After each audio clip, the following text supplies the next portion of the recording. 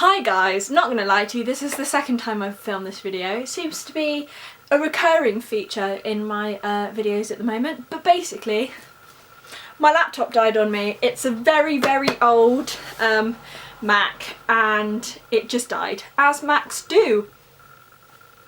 Thanks Apple.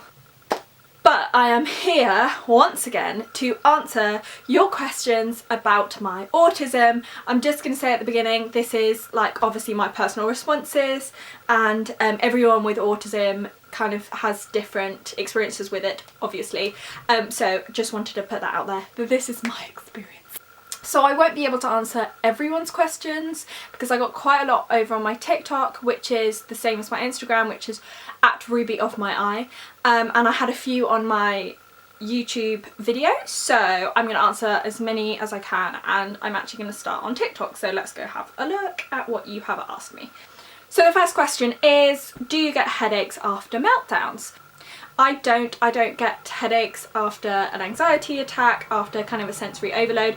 I get headaches when I have a vast amount of adrenaline. So when I'm doing a production, because I am a theatre master's student, so I do obviously a lot of theatre. When I have done a production and there's a lot of adrenaline in me, any show, anything where I'm particularly excited, that's when I get my worst headaches. I don't get them from meltdowns, very thankfully, because that would be all the time. Do I struggle with social cues?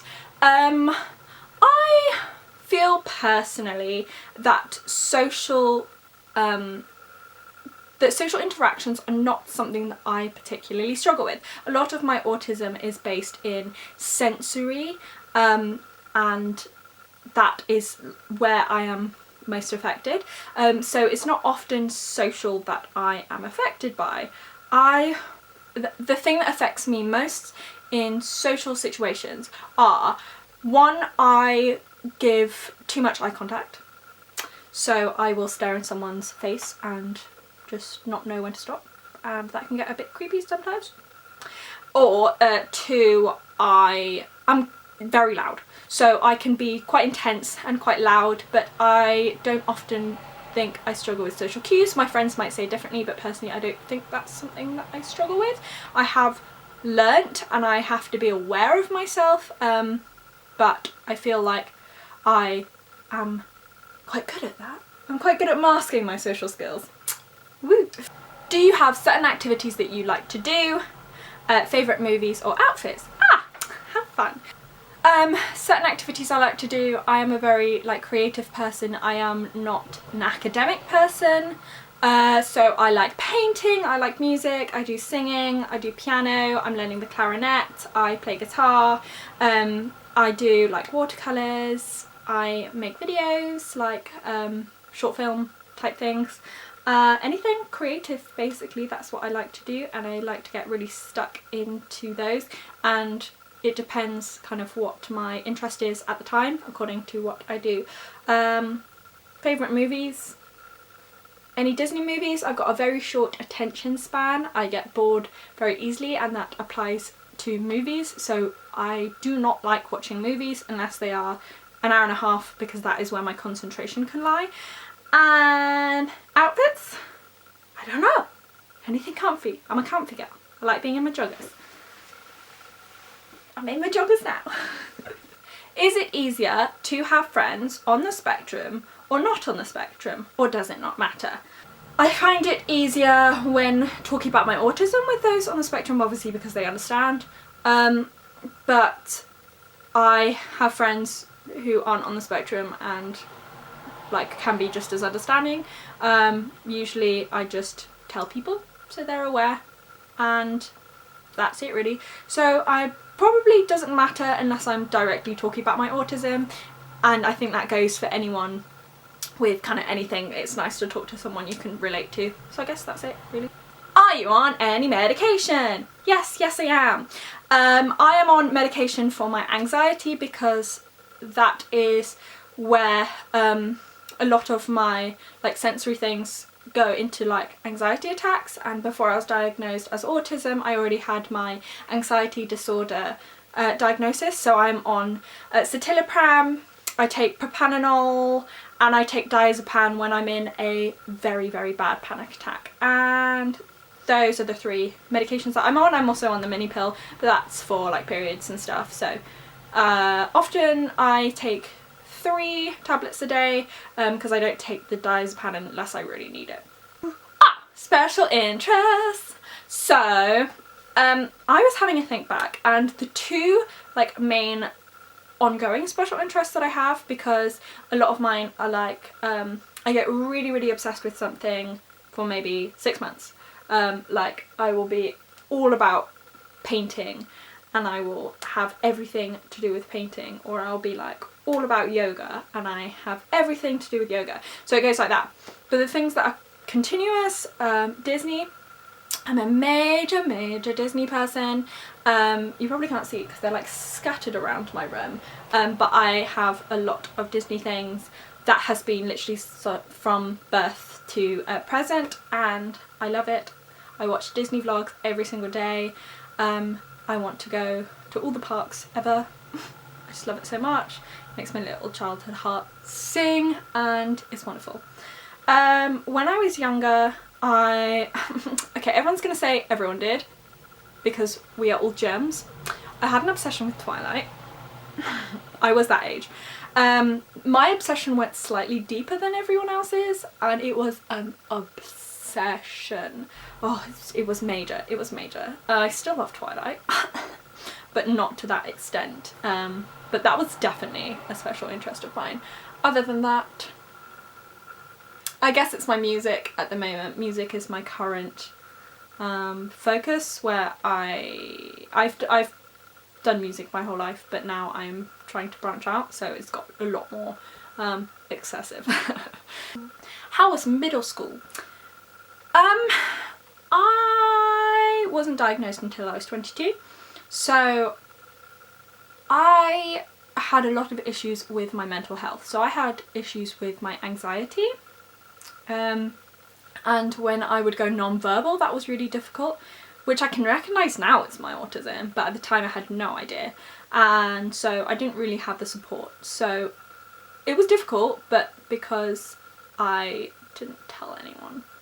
How and when were you diagnosed? I did a full video on this, and you can see it on my channel. It's my last video, so go check it out. Show it some love. Thank you. Do you ever mask? Oh my god, all the time, all the time, all the time. So why I explain what masking feels like personally is I was always aware I did this, but didn't realise, obviously until I got my diagnosis, that what I was doing was masking. And what it feels like to me is if you are absolutely pissed out of your mind and you're really drunk and you go home and you're trying to act sober, that is what masking feels like to me. So it's really conscious, and I'm like gauging the situation. I'm like, I need to act normal, I need to blend in, I need to do what everyone else is doing. And obviously sometimes I overshoot and I look more weird by trying to blend in. If I'm with people I know, I get tired. And a lot of the time when I've been masking for a whole day, like if I've been at university, I need to go and be by myself for 2 to 3 hours just to unwind and maybe have a nap. I have been masking less because people are aware now, and it's really tiring. So I'm like, hello, take me as I am. Did you struggle to remember names at school? Okay, I am a teacher, like I teach, that's what I do, one of my jobs. Oh my god, I'm so bad at names. I am so bad at names. I don't know whether that's my autism or my dyslexia. I feel so bad. I say to the kids all the time, I am so sorry, I do not know your name. I know I've been here 4 years. But some of them I just struggle. I just really struggle. So a question from someone asking what they should do if they think they are on the spectrum. Speak to your GP. They will help you out and they will give you kind of a checklist. Always just open communication with your GP. Maybe speak to some family members, see what they think, because ultimately you will need a family member to help get that diagnosis, because they want to see how you kind of progress from a child to an adult. What made you realise you were on the spectrum? Again, I answered this in my previous video, so go check it out. Tips for being open and unashamed about your diagnosis. I don't I love my diagnosis. I am super proud of it. I spent 22 years of my life not fitting in, not feeling like I belonged anywhere, and not understanding myself. So to receive that diagnosis changed my whole perception of myself. I felt normal, and I felt like I belonged. I felt I had all the answers I'd been looking for. So I proudly tell people, I'm just like, this is who I am. And you know what? Some people won't like it, but not everyone likes you anyway. And just don't waste your time on that. I have people in my life who I love dearly and who accept me for who I am, and those are the people who stay in my life. If they don't need to. Like, be unapologetically you. This sounds so corny, but genuinely, you should never ever apologise for who you are. Because there is absolutely nothing wrong with any diagnosis that anyone has. Nothing. It's who you are. It's what makes you who you are. And that's amazing. I love you. Okay, so I had a question about, do I receive extra help? No. I get a lot more understanding. So people can kind of register what I need, but because I got diagnosed in my 4th year in my master's degree of university, there's not really anything I need. I've kind of lasted this long without it. All it means is that people can be more understanding when I am a certain way, and that's it. Because I already had anxiety disorder, that kind of counted for anything that I might get extra help with anyway. So it's just maybe a change in diagnosis, and I already get that support from my anxiety, so not really. Have you had issues with people not believing you? Yes, all the time, because I'm very good at masking, and because I have the privilege of passing, which means that I don't necessarily act, look, again, this is bullshit, what other people think to be autistic. It means that I have the privilege to live my life without being perceived as disabled. But this often comes with people not believing me, especially because females with autism present completely differently to males. People know about male presentation because that's what the research is in. So I get it. Okay, so I've been asked to explain hypersensitivity, specifically around people being tactile and like physical contact. So a lot of autistic people are either hugely tactile, which means they are very huggy and they really love contact, they really want to give you a hug, and some people are completely not tactile, so they do not want to be touched, and physical contact is really like actually internally painful for them. I am one of those people who I really am selective, and if someone touches me without asking or without me initiating it, it will send me into kind of an overload. It kind of feels like my skin's burning when someone touches me. It's not nice, and I can't really explain it more than it's just overwhelming, it's just too much. So I would say when you are kind of encountering someone with autism and you are wondering about how physical to be with them, just ask. Just ask. A lot of people are really okay with answering questions, so everyone's different. Just ask the question. Do you find it hard to tell employers? Yes. I worry that if I tell someone about my autism, they are going to think it means I can't do the job. I work 4 jobs. I am freelance, I am self-employed, because sometimes structure 9 to 5 is difficult for me, but I wouldn't do a job if I thought I can do it. I work with people with disabilities, my research is about disabilities, I teach, I'm a camp counsellor, I work online, that's one of my main sources of income.